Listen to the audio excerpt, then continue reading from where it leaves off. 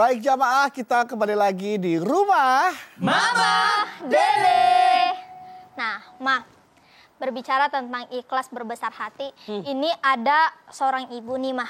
Dia itu keguguran, gitu ya. Terus kan sakit hati gitu ya, Ma, ya, kayak stres gitu. Tapi itu dia stresnya lama banget, Ma, sampai 3 bulan dia nggak keluar rumah, nggak nyapa-nyapa tetangga segala macam. Jadi kayak dia cuma merenung di dalam kamar.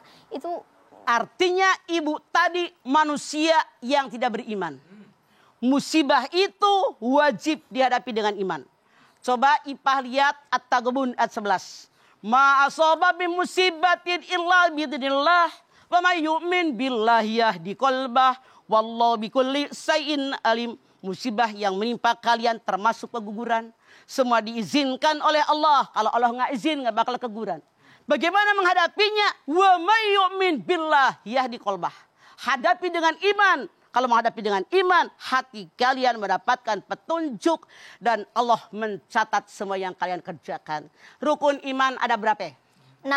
Yang nomor 6 apa?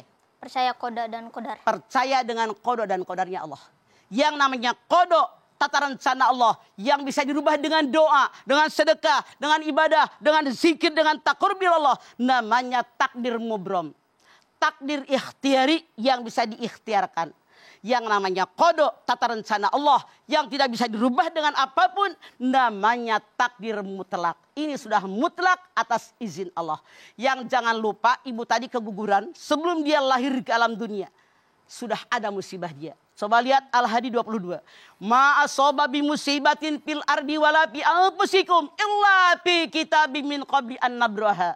Inna dzalika 'alallahi yasir. Musibah yang menimpa alam dunia, musibah yang menimpa kalian termasuk keguguran. Sudah dicatat dalam kitab Lauhil Mahfuz sebelum semuanya aku ciptakan. Hadis Nabi mengatakan ketika kita lahir di alam dunia, 50.000 tahun sebelum kita lahir catatan musibah kita sudah ada. Makanya ibu tadi kurang iman. Oh, oke. Nah, kalau ada orang berbuat jahat sama kita ya, Maya. Kemudian kita ada kesempatan untuk melakukan balasan gitu. Nah, berarti ini kan godaan buat kita nih, Ma. Ya. Nah, untuk kita bisa ikhlas menerima kejahatan dilakukan oleh orang itu kepada kita tuh.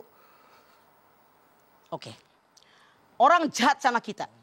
Ada kesempatan membalasnya, lebih baik jangan dibalas. Kalau kita terkena musibah, siapa tahu itu dosa kita. Coba lihat dalam surat An-Nisa 79. Ma asobaka min hasanatin faminallah wa ma asobaka min sayyi'atin famin nafsik. Satu yang baik, yang nikmat asalnya dari Allah, yang buruk karena kesalahan kita. Coba lihat Asy-Syura ayat 30. Wa ma asobakum min musibatin fabima kasabat aydikum wa ya'fu an katsir. Musibah yang menimpa kalian karena kesalahan kalian, mohon ampun kepada Allah dengan ampunan yang banyak. Kenapa orang jahat sama kita? Ngaca. Pernahkah kita ngomong jahat? Orang tersinggung. Pernah mengambil hak orang. Itu diizinkan oleh Allah.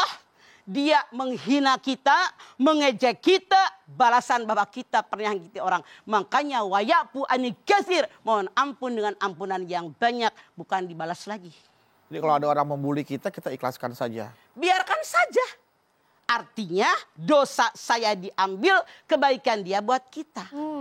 Makanya suatu ketika Rasulullah bilang, nanti di yaumil akhir banyak orang yang rugi. Siapa yang rugi? Orang yang bangkrut usahanya, bukan kata Nabi. Orang yang rugi yaitu yang datang menghadap kepada Allah dengan pahala yang banyak. Pahala haji, pahala umroh, pahala segala lah. Amal ibadah dia, sholat, puasa, pahalanya.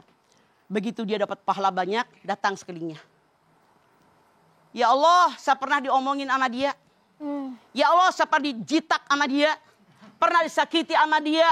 Pernah ditendang sama dia. Saya minta balasannya. Kata Allah, hei malaikat bayar. Misalnya orang tadi pahalanya saking banyaknya 97. Misalnya. Sakit hati 12 bayar. Sakit hati 15 bayar. Sakit hati 27 bayar. Sakit hati 18 bayar. Kata malaikat, ya Allah, pahalanya habis. Masih banyak orang sakit hati dengan dia. Maka kata Allah, ambil dosa orang tadi. Teblogin sama orang yang suka nyakitin orang. Pantes. Bedu, diomongin sama si Anu. Yarin, dosa gue diambil, kebaikan dia buat kita, begitu. Udah begitu berarti Nggak ada itu yang salah rugi satu ya, Maya? tips agar kita bisa ikhlas ya, Pak ya. Nggak ada yang rugi. Oke. Iya. Makanya jangan suka ngomongin orang. Nah, tuh. Jangan suka nyakitin orang gitu. Kalau gitu ngomongin diri sendiri aja biar diri kita diambil. Makanya mending kita bercanda. Iya, bercanda. Nggak usah ngomongin orang, Betul, ngapain betul. sih? Iya, Itu juga iya. belum tentu pada benar. Benar, Mah. Iya. Jadi silakan bully saya. Silakan. Pahala Anda buat saya. Dosa saya buat Anda. Nah, Seperti itu ya, Pak ya, kurang lebih ya, Pak. Jadi begini, hadis Nabi yang lain mengatakan, yang namanya ibadah kita, kebaikan kita, amal soleh kita, hablum minallah, hablum minnas, ibarat kayu bakar kering. Salat pakai kayu bakar kering dikumpulin, puasa kayu bakar kering, sedekah kayu bakar kering, nolongin orang kayu bakar kering. Sekarang kita nyakitin orang, ngerumpi ngomongin orang. Itu ibarat api yang meluap-luap. Pertanyaannya, masihkah tersisa kayu bakar kering dimakan api yang meluap-luap? Jadi abu, Mah. Makanya hati-hati. Jangan sampai ibadah kita hilang gara-gara ngebully orang. nggak Aduh, boleh. nauzubillah min dzalik, jangan sampai ya, Pak ya. Amin. Ya udah, jamaah. Ya, Nanti kita akan kembali lagi. Ya, setelah ini kita akan lanjutin lagi dan jangan kemana-mana, tetap bersama kami di rumah. Mama Dede.